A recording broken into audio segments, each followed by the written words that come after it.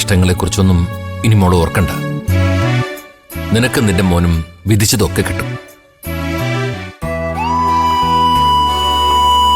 എന്തെങ്കിലും ആഗ്രഹിച്ചിട്ടത് കിട്ടാതെ പോയാൽ അതിന് യോഗമില്ലാത്തതുകൊണ്ടാണെന്ന് ഓർത്തിട്ട് ആശ്വസിക്കാൻ കഴിയണം. നഷ്ടങ്ങൾ എന്നും വേദന തന്നെ അച്ഛ. എന്ന് കരുതി ജീവിക്കാതിരിക്കാനോ സന്തോഷിക്കാതിരിക്കാനോ ഞാൻ തയ്യാറല്ല. എന്റെ വിച്ചുമോന് വേണ്ടി സന്തോഷത്തോടെ തന്നെ ഞാൻ ജീവിക്കും. അത് മതിയല്ലോ. മോൾക്ക് അച്ഛൻ തന്നിരിക്കുന്ന ഈ സ്വത്ത് നിങ്ങളുടെ അമ്മയുടേതാ. ഇതുപോലെ അമ്മയുടെ പേരിൽ ഇവർക്കെല്ലാവർക്കും അച്ഛൻ എന്തെങ്കിലുമൊക്കെ ചെയ്തു കൊടുക്കണം. ഓരോരുത്തരുടെയും ആവശ്യങ്ങൾ അറിഞ്ഞു ചെയ്യാമെന്നാ അച്ഛൻ വിചാരിക്കുന്നത്. എന്താ രഘു, അങ്ങനെ ചെയ്താ പോരെ? മതിയമ്മ. അനുപമയ്ക്ക് എന്തുകൊണ്ട് ഈ വീട് ആവശ്യമായിരുന്നു? ഏറ്റവും ഉചിതമായ സമയത്ത് തന്നെ അമ്മ ഇത് ചെയ്ത്. അതെ,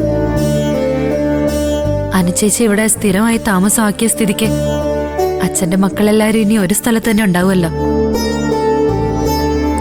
അപ്പോ ചീരചേച്ചി വിനേട്ടന്റെ വീട്ടിലേക്ക് പോകാൻ തീരുമാനിച്ചു അല്ലേ? അതെ. ഇനിയും എന്റെ അച്ഛനെ വിഷമിപ്പിക്കാൻ എനിക്ക് വയ്യ. ഞാൻ നാളെ തന്നെ വിനേട്ടന്റെ വീട്ടിലേക്ക് മാറും.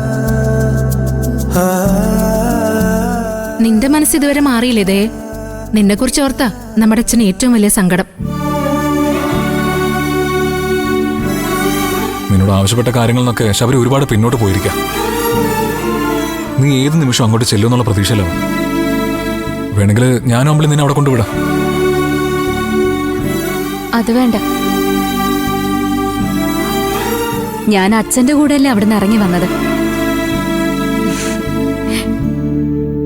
എന്നെ അച്ഛൻ തന്നെ ശബരേട്ടനെ വീട്ടിൽ കൊണ്ടുവിട്ടാ മതി.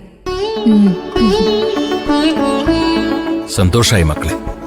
നിങ്ങളെ 4 പേരെയും ഓർത്ത് അച്ഛനിപ്പോ വലിയ അഭിമാനമുണ്ട്, ആശ്വാസമുണ്ട്.